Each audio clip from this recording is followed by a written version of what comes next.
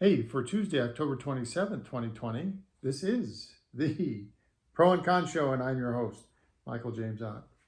As always, welcome to the show. So the purpose of the show is to, examine things to encourage us all to be better citizens. I spent a lot of shows looking at 5 different websites, some of them with kind of far left-leaning, some of them far right-leaning, and websites in between, and showed you how facts were left out, or the way the facts were presented had a lot more of opinion, or their word use, and they're intended to sway their audience. These tribes, effectively tribes, formed by the 2 political parties to try to keep control over a certain percentage of the population, 40 to 45% of the population, controlled strongly into these tribes by the rhetoric, by the agonism. This is the warrior stance kind of thing, Hatfield versus McCoy's, of the propaganda coming from the leaders of these groups. And it's tearing us apart. And so again, citizen statesmen, look at you'll find previous videos that talks about citizen statesmen, and I'll actually go through how that process would work in like a 4 or 5 part series from a couple of weeks ago. Go look at it and then start talking to your neighbors and friends about it, because we need to fix the country. And the way we're going to fix it is we're going to keep that great structure that they came up with in Philadelphia back in the late 1700s, but we're going to put way better people in it. What do I mean by way better? I'm talking about people like you. People like you who would not be king, but would basically pledge that small portion of their lives when they were in that position in government to serving the people, holistically serving the people. And they would actually take an oath to that effect and repeat that oath regularly during their office. And the rest of us would just monitor that and make sure that they are indeed acting on the behalf of the typical American, as opposed to special interest groups. And by doing all that within a set framework, a very standardized thing, we would get rid of all the money that's in politics. This particular year, I saw the other day, it should easily set a new record for total spending across the elections. They're talking about something on the order of $15 billion spent by presidents and senators and the House of Representatives, and on and on and on. $15 billion. And all the special interest groups that are providing money into that pot to try to get and influence the outcome, so that they can get a representative that will be, basically bought and paid for their particular issue. If you're out there, you know that this is true, and even more strongly, you know that this is wrong. Okay? Citizen statesman. All right, today's show is show number 8, on our way down to the last one. So including this show, 8 shows left until November 3rd when I do the final show. And this is an election update. And so what I wanted to do today was just talk about, I went to 538.com. So I usually look at Real Clear Politics, because they have what I think is very straightforward listings of the polling, and they give you all the poll averages, and there's very little rhetoric or anything in there. Basically, it's just, here's the numbers that we have collected from the various polls that we've seen and have been brought to our attention. Here's the average. And then based on that, they basically color the map in, the Electoral College map, based on the latest polling, averaging polling. And so some states have been flipping back and forth. And so the projected Electoral College outcome changes as the poll numbers change on average. And I think that's great, and it all works really well. And they also There's a betting average, which I've been told and read in multiple places that the betting averages are actually even better indicator of who's going to win, because apparently people putting their money on it, they're studying it fairly close and doing a good job in figuring out who is probably going to win. And so those numbers, again, on the aggregate, the average, multiple sources in there, giving the average on a daily basis, and you can see the trends there. But today I want to look at 538, which is 538.com, which is kind of the alternative to Real Clear Politics. And they have this great article in there, and I'm just going to show you this right here. It's called When to Expect Election Results in Every State. Okay, so there's a good chance we won't know who won the presidential election on election night. So most, and certainly the reputable media streams have been saying this election, all the votes are not going to be counted on election night, and it's not even going to be close in some areas. But that's okay. You know, we're in the middle of a pandemic, and getting the votes counted and that number tabulated correctly is much more important. And if that takes an extra 24, 48, 72 hours, then that's what we need to do. So what they're saying is, because of all the mail-in ballots and early voting and all this other stuff, the various states are going to come out with their information because they have different rules. Again, the states control their own voting practices, which to me is a little crazy. I mean, I get some level of independence there, but I think me personally, I believe there's far more independence than there should be.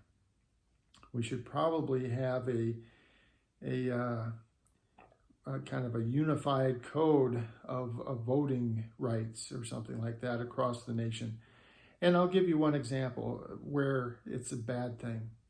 So there are areas of the country where they're trying to restrict voting privileges. They're trying to thwart voting because in that particular area, let's say the governor of the state is a Republican, he wants the Republicans on the ballot to win. And there's regions of his state that he knows leans much more liberal or democratic, disproportionately that way. And so they're purposefully putting out executive orders and stuff that are trying to limit the ease by which people in those areas that are known, absolutely known to be the opposing party, they're trying to do things like they're eliminating polling places, or they're greatly decreasing the number of drop boxes where people can put their ballots in that have gotten absentee ballots and so on. And this is wrong. Okay, this is wrong. Just like gerrymandering. And I don't. And by the way, I talked about the Republicans, but there's Democrats that have done this also and done it in the past. There's areas where they know that Republicans, so-called Republican strongholds, areas where the population leans more Republican, and for a Democratic governor, that's problematic. So again, they do things to try to restrict the voting of Republicans. But it's really, I think this year, it feels like the Republican Party is even doing it on an even greater scale than they have ever attempted to do so in the past. So again, the whole point being that we probably should have national minimal standards for voting and voting capability and access to voting. Minimal standards. And then if the states want to do, additional things that, increase the access to the voting by individuals, that's great. But there would be kind of this statutory national requirement. Anyway, so all the different rules means that the initial returns are misleading, and margins in some states may shift more and more toward Democrats as mail ballots, which are being cast by Democrats overwhelmingly this year. They know this based on lots and lots of polling of people turning in their absentee ballots. But those mail-in ballots, in many cases, not all cases, but in many cases, they're going to end up being counted last.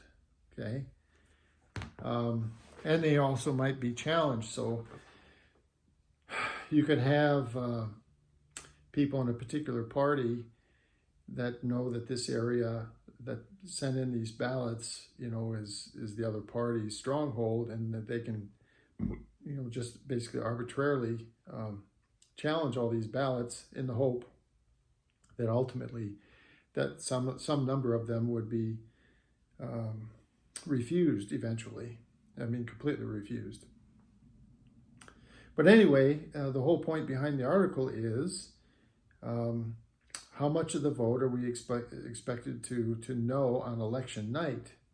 And so, just like every year, the election night goes late into the night and into the wee hours of the morning. And it's usually not until, especially if it's a fairly close race, it's usually not until, midnight or 11 p.m. or 1 a.m. the next morning that there's enough information, enough election results counted that you can pretty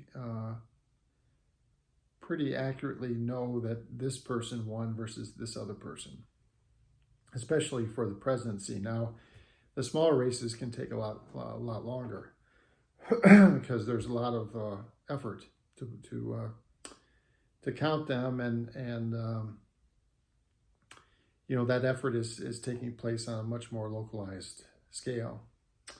Anyway, so what it's saying here is there's this little map, and I'll throw it up here, and the darkest greens are basically saying that essentially all the voting will be known in these states or these areas